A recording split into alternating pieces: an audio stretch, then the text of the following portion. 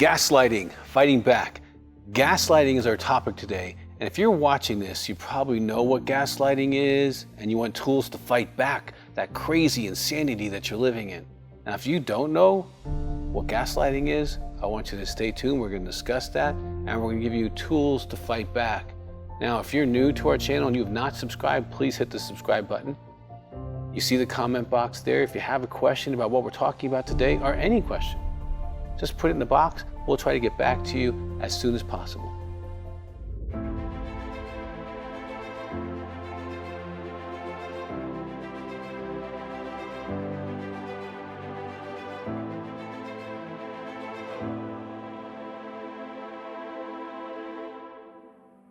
Gaslighting. Now, this term goes back to a movie describing a man who was trying to convince his wife that she was crazy. Gaslighting is any of these. Denying reality. No, that didn't happen. You didn't see it that way. Nope. Okay, that kind of stuff. Lying, just straight out lying to you, and you're kind of wondering what to believe. Telling you your motives. You're insecure. You have problems. Getting you to question your reality. No, it didn't happen that way. It happened the way I'm telling you it happened. This is the way it happened. You don't have the right to have a reality. Okay, it already feels insane. Even me just doing this, it feels insane. Getting you to not question the perpetrator. You'll question yourself. You doubt yourself. Your self-esteem will drop. All that impact on you. But they're really trying to get you to let them determine what your reality, your feelings, your perceptions, and your thoughts are, and that you depend on them. Now, blaming you can also be another way of gaslighting you. Okay, the basic idea is any strategy used to make you doubt your reality so the other person can get away with or not be confronted about their behavior, beliefs, or their lifestyle. Now, I want to discuss a few major reasons why a person might gaslight you, because you're thinking, why would someone do this? Why would someone want to gaslight me? Why would someone want me not to have my feelings and my own reality? Well, I want to discuss a few reasons on why some people gaslight. And it could be any of these, it could be a combination of these, it could be some of them that we haven't discussed, because it's endless as to why someone would do this. But let me first say, it's not about you. It's not your fault that they're gaslighting you. It's not about you, your life, your personality, your body, your relationship, your sexuality, how clean the house is, how much money you make as a man.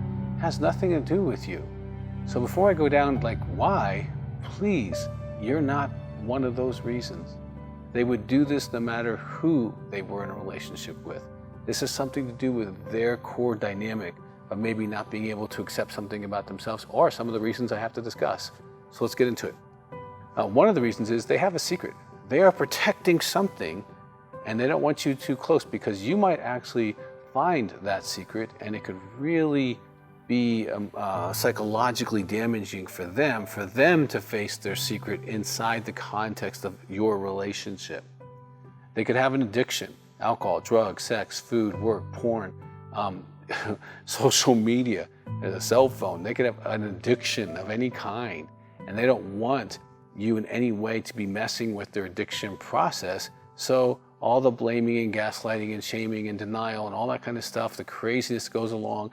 And anyone who's been in a relationship with an addict of any type, even if it's intimacy anorexia, they blame, and the blame shifting is crazy and it's confusing. And so if there's a possible addiction, if you feel like that's there, they're going to need to get help, and you're probably going to want to get some support for yourself.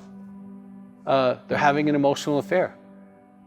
They're giving their heart to someone else, and they're starting to treat you poorly and minimize the good qualities you have and highlighting the things that are not favorable in their opinion of you so that they can keep you off balance. They're having a sexual behavior that you don't know about, okay? That can be an affair, it can be one-night stands, it could be just doing stuff with pornography, it could be chatting, it could be picking up prostitutes, it could be same-sex stuff, it could be anything, but you don't know about it. And they're protecting that sexual secret. And so all this crazy behavior is going on because they don't want you to find out that. Now, there's also the simple thing, they just can't be wrong. Some people really live in object relationship with self and others, and so they can't really face that they're wrong. Because if they're wrong, they're all bad. They can't be all bad, so they can't be wrong. And it's crazy, but they'll put it on you and blame you and make you the problem all the time in the relationship. Now, in a marriage, sometimes the other person might have what we call intimacy anorexia. Intimacy anorexia is the active withholding of spiritual, emotional, and sexual intimacy. They're too busy for you. They blame you. They withhold love. They withhold praise. They withhold spiritually. They withhold sex, are disconnected during sex. They're not able to talk about their feelings. They have criticism about you. You feel like a roommate. You feel married and alone. Now, if you're married to an intimacy anorexia, that's its own kind of form of addiction. It's the active withholding. They're addicted to withholding from you as a spouse. And they can't be wrong. They're in object relationship with self, like we just talked about, and they're going to blame you. And if that's the issue, definitely go to intimacyanorexia.com. Find out about that, because if that's what's going on, you're going to need support, because you're married and alone, or if you are the anorexic, there is help for you. But they could be doing something illegal that they don't want to get caught at, okay?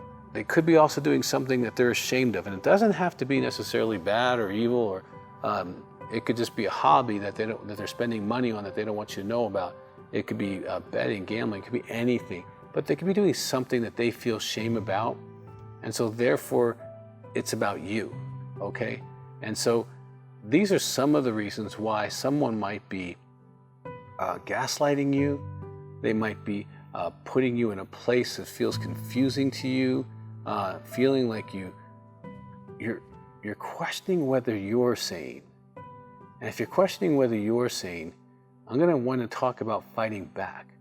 Because see, you have to fight back. If you're in a system where one person is trying to control reality and trying to demand that you capitulate to their thoughts, their feelings, their interpretations, even though you could have on videotape they said exactly what you said they said, you need to fight back. Now, to do that, you need to have a place where you have a voice, okay?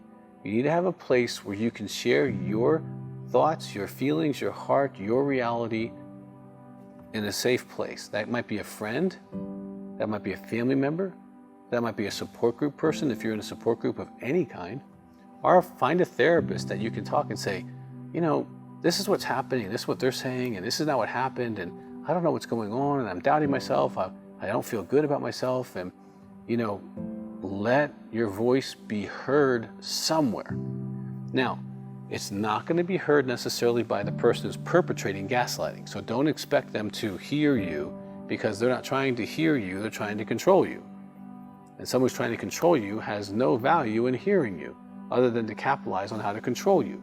So please, find a place where your voice can be heard. Secondly, you can't do it by yourself. You're going to need a team. I would encourage you to get some materials on gaslighting and maybe watch other YouTubes on this.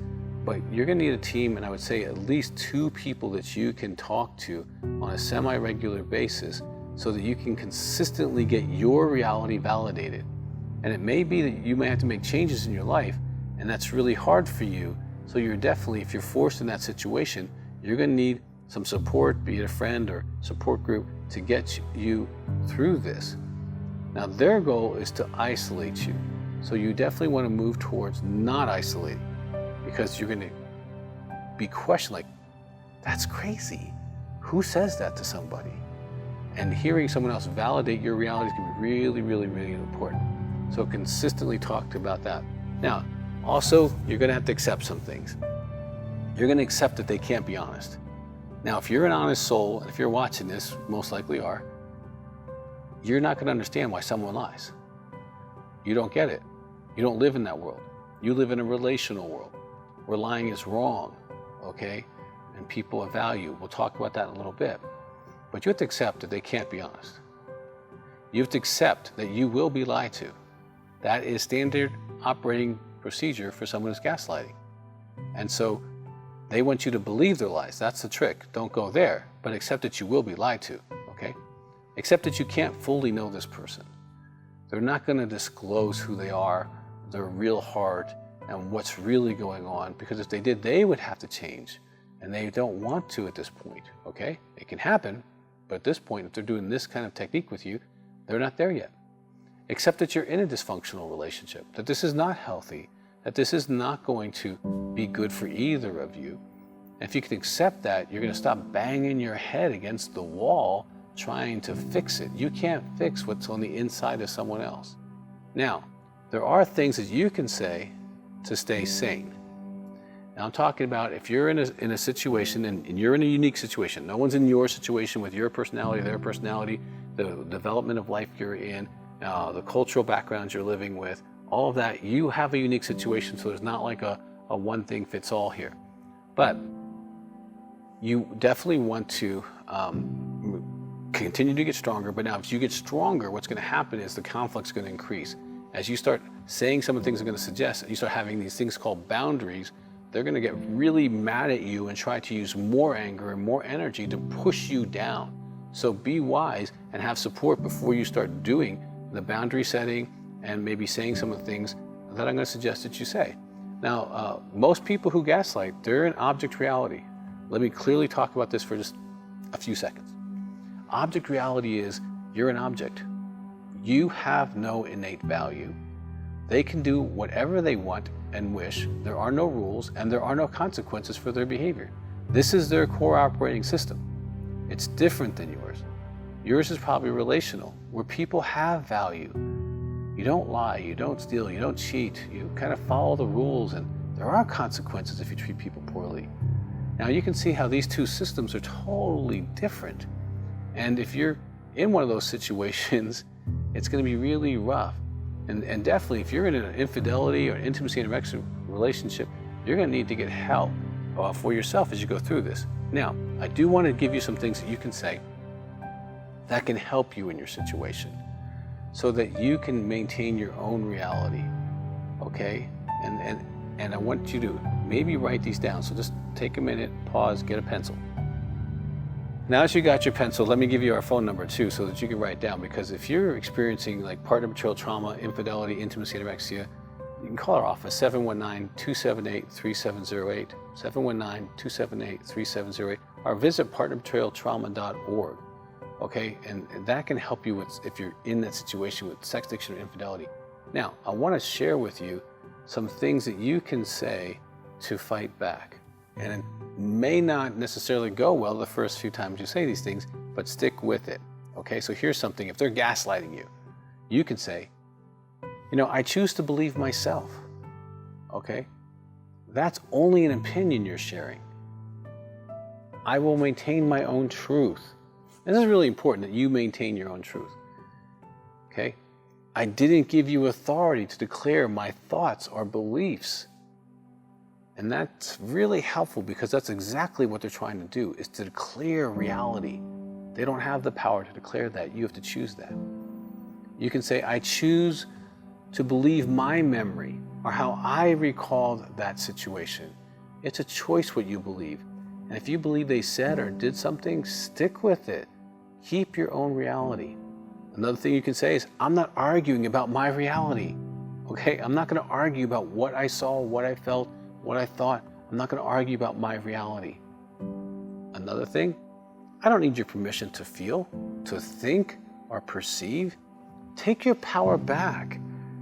They're assuming that they need to give you permission. So take that permission right back and say, I didn't give you permission to decide how I think or feel. Now, another thing is, I'm not going to be yelled at or disrespected. If that continues, I will leave. And that's a boundary. So you would leave. And I would say, if this is something that's going on, it's getting kind of ugly, always have a bag in your car so that you can leave. Always have a friend you can go to and make sure that you have a safe place, okay? It's also okay to say, I realize you can't be honest about this right now, but I still choose to believe my reality. And then let it go. I accept that you have to lie to yourself, but I'm not purchasing this particular story today. That's another thing that you can say. And I know, these are things that you can say in the middle of being gaslighted. Now, being gaslighted is not fun. And if you're in this situation, it's going to continue unless they change. What you can do is fight back.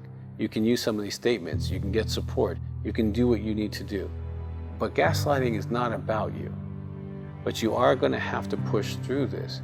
And if you're in any way feeling like you're becoming less of who you are, questioning your reality, lowering your self-esteem, feeling insecure sexually, spiritually, or emotionally, you're in a situation that's not healthy for you. So I encourage you, reach out, get some help, and start walking through this so that you don't have to be gaslighted anymore. Now, if you haven't subscribed, please do that. If you have a question, please ask that, because we want you to take your next step.